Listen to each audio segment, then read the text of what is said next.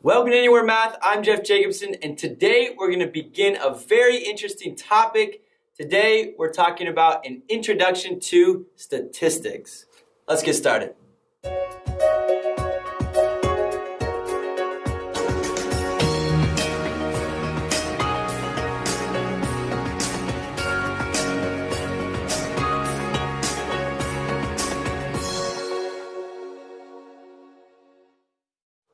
All right, for the introduction to statistics, let's first define what exactly statistics is. So, statistics is the science of collecting, organizing, analyzing, and interpreting data. It's all about data. Well, first you got to collect data. Data just doesn't appear. You got to collect it somehow. Maybe you do a survey and get data that way. Maybe you perform some experiments and you measure and record data as you go along. Once you have the data, well then what do you do with it? Well, we organize it. Put it in order maybe from least to greatest. That's a common thing to do at the start. Maybe you'll put them in a table. Maybe you'll make a graph. Well, then you analyze it. What is the data telling us? We do things like find the mean, median, mode, or range to kind of get a sense of what the data is all about. And then we interpret that data. What does it tell us? Now that we know and have all this data and have tried to analyze it somehow, how does that help answer whatever questions we were looking for answers for? Okay, that's what statistics is all about. It's all about collecting that data and using it to help answer a question. So statistics is all about answering a question. Well, first, what exactly is a good statistical question? Well, a statistical question is where you expect to get a variety of answers. That's really big. A variety of answers, a whole range of answers. You're not expecting just a couple different options, right? And you are interested in the distribution and tendency of those answers. Now, one more thing I want to add about statistical questions. Don't get confused from a survey question and a statistical question. For example, if your statistical question was, how much do sixth graders weigh? Well, that's your statistical question. But when you do the survey, you're not going to ask people, how much do sixth graders weigh? You're going to say, how much do you weigh? And you go to the next person, how much do you weigh? And all the sixth graders you're going to survey, you ask them, how much do you weigh? That would not be a statistical question, but it's going to help us get data to answer the statistical question. So with that, let's get to our first example. Okay, example one. Let's say your science teacher asks you to do an experiment about mice. And she asks, what is the weight of a mouse? Okay. Well, first, is this a statistical question? And if so, explain. Now, if you remember from the definition, statistical questions should be giving us a variety of answers. They should be able to show us the distribution and a tendency. So we have to think, well, this question, if I'm doing an experiment with mice, is it going to give me a variety of answers? And the answer is yes, it will, because you can't expect all mice to weigh the same.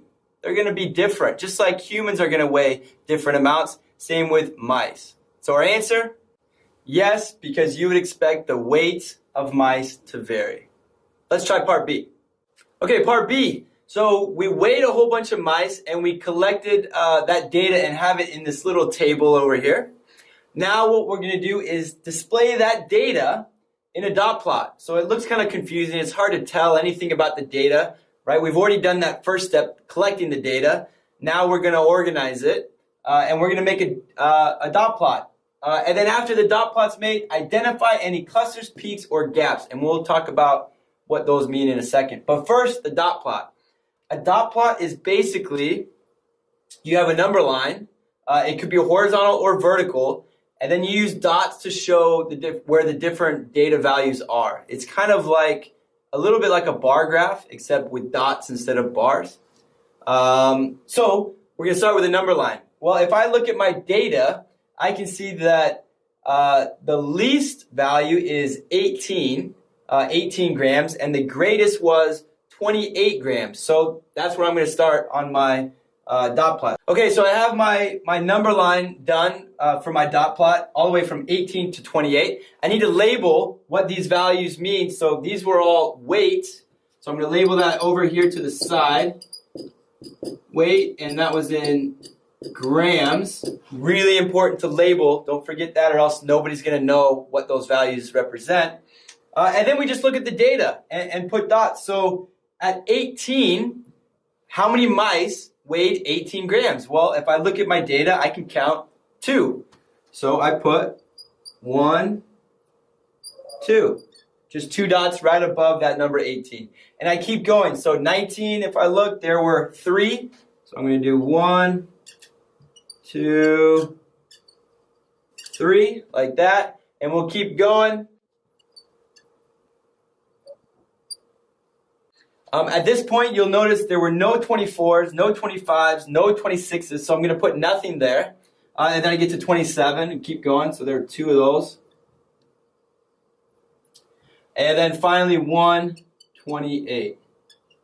One good thing to do before you're finished is just double check to make sure you counted all of the data values. So just count your dots and make sure it matches the values over there. So I've got 1, 2, 3, 4, 5, 6, 7, 8, 9, 10, 11, 12, 13, 14, 15, 16, 18, 19, 20. And if I look at that little chart, I have 20 values there, so I'm happy with that.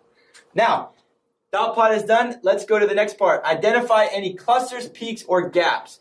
Well, let's look at the clusters. First, a cluster is where a lot of data values are kind of bunched together. So if you look over here, you'll notice, well, it looks like there's a whole bunch of data values right there. You're just going to pick kind of what's in the middle where they kind of all seem to kind of be drawn to. So that would be 20. So that's a cluster. You might be asking, is it possible to have 2 clusters? Sure. If you've got a big bunch here and another big bunch here, it's possible to have more than 1 cluster. That's okay. Peaks. Well, hopefully you can kind of guess what that is. That's just, are there any things where it's the tallest? So right here, again, 20, there is a peak at 20. And same thing, it's possible to have more than 1 peak. If, for example, 21 also went up to 6, then we would say there's a peak at 20 and 21. But as of right now, there's only 1 peak because that is the tallest. And finally, gaps. Hopefully that's obvious, again, what that is, where there's spaces in between the data values, and that obviously is right here. So there is a gap between 23 and 27. Okay. So that's just kind of helping to explain our data a little bit more. Okay, and finally part C, use a distribution to answer what is the weight of a mouse, our original statistical question. Well, looking at that data, looking at our dot plot and seeing those clusters and the peaks, we can say that most mice weigh about 20 grams. Right? Our cluster was around 20, our peak was at 20, so that's how we would answer that question. Here's one to try on your own.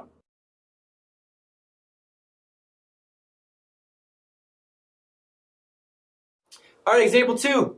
The dot plot shows the heights of 6th graders in my math class. So here is the dot plot. You can see these are all heights in centimeters, not inches. And part A says, how many students are in my class? Well, if you remember, all of these dots represent a data value. So in this case, these dots represent 1 student's height. So to figure out how many students, I just count the dots. So let's see, we got 1, 2, 3, 4, 5, 6, 7, 8, 9, 10, 11, 12, 13, 15, 16, 17, 18, 19, 20, 21, 22. So there are 22 students in my class. Okay, let's try part B. Okay, part B. How can you collect these data? Well, to figure out heights, we're probably going to use a measuring tape, right? And make sure that you're measuring in centimeters, right? Because that's what the data was. Let's try part C. Okay, finally part C. Write a statistical question you can answer using the dot plot and then answer that question. So we're writing a statistical question. It has to be about the dot plot. Remember, this was about heights of students in my class. So maybe our question could be, how tall are sixth graders in Mr. Jacobson's math class? That is a question that we could answer using this dot plot. So that's great. There's our statistical question, and let's answer it. Well, how tall are most sixth graders in my math class? If you look, we have two peaks right here. There's 56 and 57. By the way, you may have noticed I didn't label every single dash, but if you notice, I'm going by the same amount. So 152, that would be 153, 154, 55, 56, 157, 158. That's fine. You can do it that way. Just be consistent. So we've got a peaks here at 156 and 157. That's also kind of where we have a cluster. So we would say most of the students are, about 156 centimeters, probably, are about 156 centimeters tall. Hopefully you can see all of that. That's it for example 2. Here's one to try on your own.